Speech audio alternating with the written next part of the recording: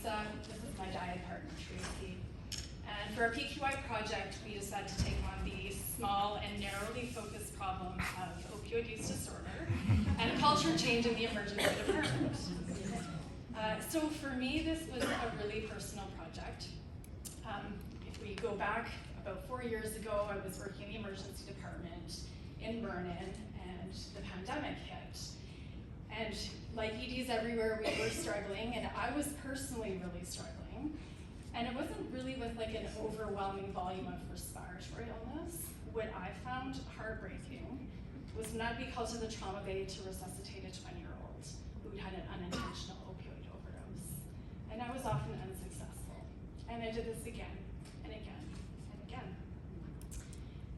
When I'd go back in the chart, I could see that there had been an earlier visit to the ED. A month before, a week before, sometimes it had been me that had seen them. And guess what my treatment plan was? It was wake and go. I actually wrote that on the chart. Go. So finally, after months of this and things were getting worse, it finally dawned on me that the actual medical emergency was the index visit. But I didn't know what to do. I don't think I was alone. I think this was actually the standard of care in the emergency department at that time. Nobody really knew. So I went back to school and I learned from smarter and younger people like Leslie. And I came back to the ED and I was much better poised to help. But as one person, just making a little bit of headway, one patient at a time. But I realized to make a difference on a bigger scale, I really needed help. And I thought very carefully about who could help and how. And I asked, or possibly begged, Tracy if she would join me in this. So almost about a year ago, I was walking to an education meeting about decriminalization and the increase of adverse events that was happening in our hospital at that time. As I was walking, in my mind, I was thinking, there must be a better way. There must be a better way to empower staff to have the resources they need to deal with these adverse events. I walked into Lisa, like literally walked into Lisa, and she said, I have an idea. Beginning of an idea. Okay. So as we were kind of starting out in this journey, I did an environmental scan and really was looking for best practice guidelines on a larger scale level. So at like a hospital, an acute care level, what could we be doing different? What should we be doing? What did the evidence show? And it was pretty clear.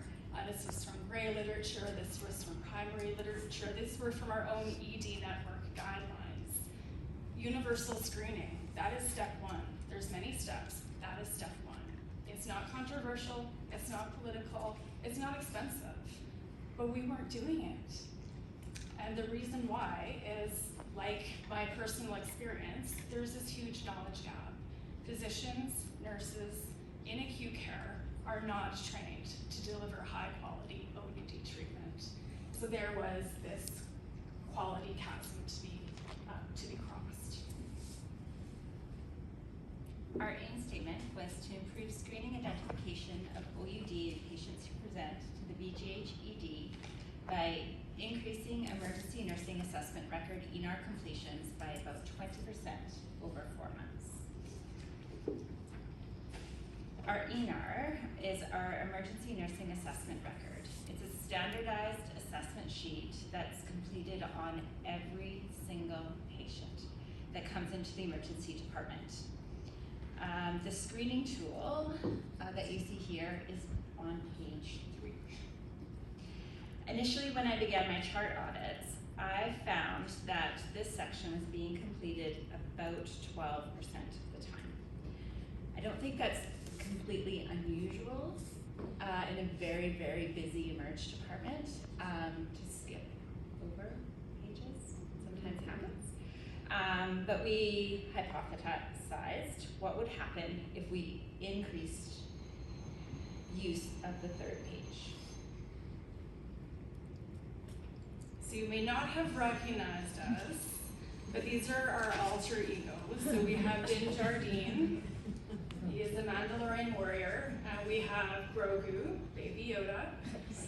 So we're gonna actually take you through our PQI project Mandalorian style. So you can see here, these two, they are a strong dyad partnership. They are gazing out into the future. They're envisioning what could be. They're kind of unified in this plan for their upcoming missions. So they had two big missions, and the first was to create ED OUD champions. For this stage, we had to find other like-minded warriors and bring them onto our team. The second mission was to design and distribute an ED-specific screening tool. In this mission, this was really where it began to be a little bit more challenging. We had to convince our Mandalorian army to ally with us. So these were our early and our late adopters. We had to convince them that our idea was acceptable and that they should get on board. In one of the season 2 episodes, Mando and Baby Yoda are reunited with Grief Karga and Cara Dune. Much like Mando and his team, our PDSA 1 cycle was about collaboration and education. PDSA 1 involved developing and delivering education material to target identified knowledge gaps, how to start a conversation about substance use, harm reduction, acute care withdrawal management, OUD guidelines, Suboxone, and Suboxone inductions. Thanks to FEMS and VIP sponsorship, we were able to offer funding to both MDs and RNs. A highlight was having patient partners contribute their powerful stories about how screening influenced their acute care visits. At the end of PDSA 1, we had 14 ED OUD champions with a high level of knowledge and confidence. And like Mando shown here with his allies, no one was harmed. However, now we get to season 2. So things get a little more intense. We did design our screening tool, and it took us about 5 seconds. We then tried to get our screening tool approved, and it took us about 4 months. So we almost had to abort mission 2, because this was kind of our whole gig for the entire project. And I think we got it about 1 week before our time window was going to close. So in PDSA 2, we are finding our early and late majority. We went to our Mandalorian army with brandishing 400 laminated copies of our awesome screening tool. So we went to Homeworld. We're like, okay, they're going to welcome us with open arms. They're going to recognize immediately how great this idea is. So I showed up at Safety Huddle every day for 2 weeks and gave my elevator pitch. And after the first one, Tracy looked at me, she's like, that was way too long. And eyes were rolled and glazed, and like the guns definitely came out. They were like, who are you? What are you? You are green and have big ears, and like, I really don't want anything to do with you. So really the guns came out. And we knew that this was the crux of the entire project. Could we unite the Mandalorian sects? Could we ally together against the real enemy? And who's the real enemy?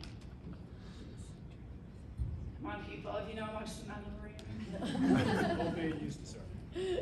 Yes, Moff Gideon deals in fentanyl. Yeah. Might not have. This is our educational lanyard.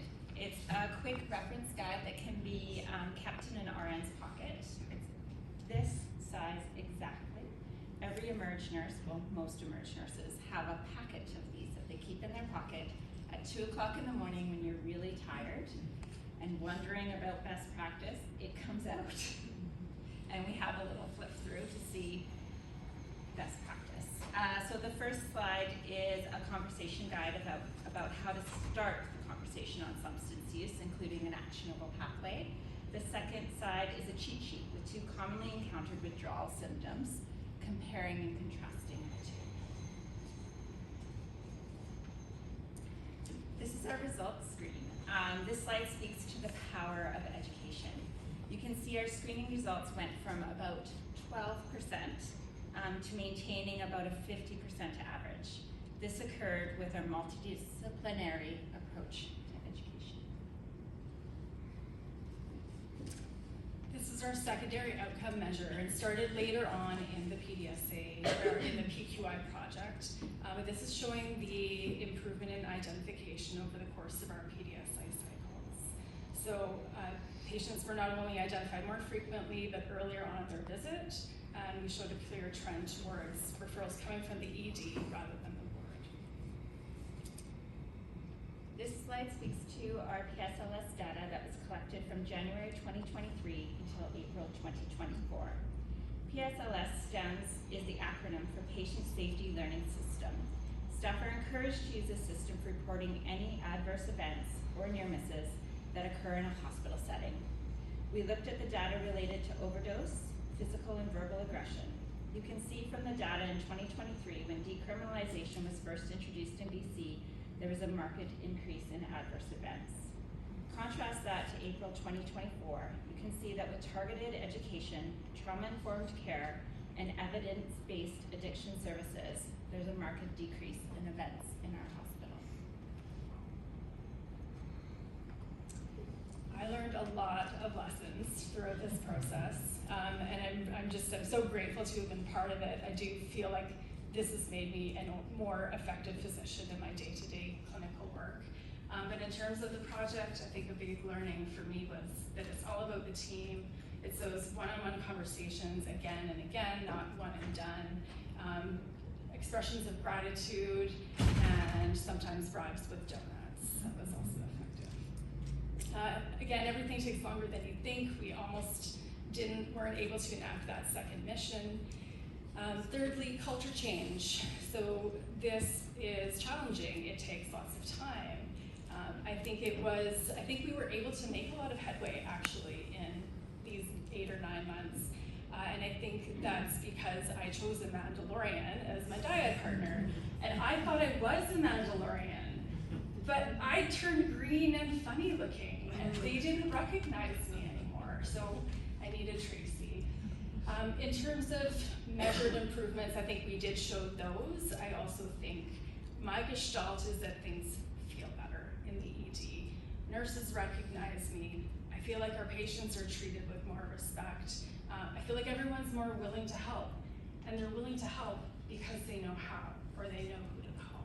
It's not that hard. In terms of my learning for like that elevator pitch, I think I started talking less and listening more, and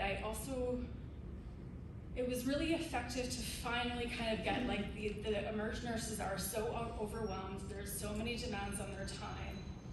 How can I convince them to spend this time up front?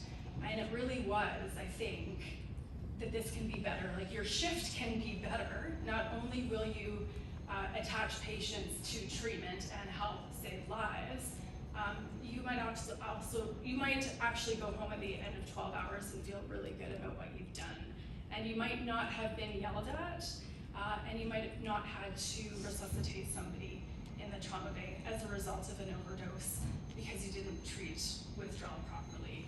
So I think just that idea, I could kind of see like light bulbs flashing, and I didn't know if I was lying or not, but to actually have been able to show it at the end of this project is so powerful, and I think this makes this like a total no-brainer. I think I can sell this to EDs across IHA, I really do. For the final lesson learned, ongoing support and presence. So again, I picked my diet partner so well. Tracy lives in the ED, she's there all day, every day, educating, onboarding new staff. You know, this is just our process now.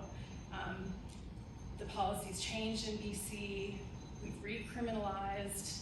She's doing safety huddles every morning. I'm not there anymore, but she's having those ongoing conversations about, like, again, like how can we do things better? And it's time up front, and it's humanity, and it's kindness. And yeah, again, those things don't cost you anything.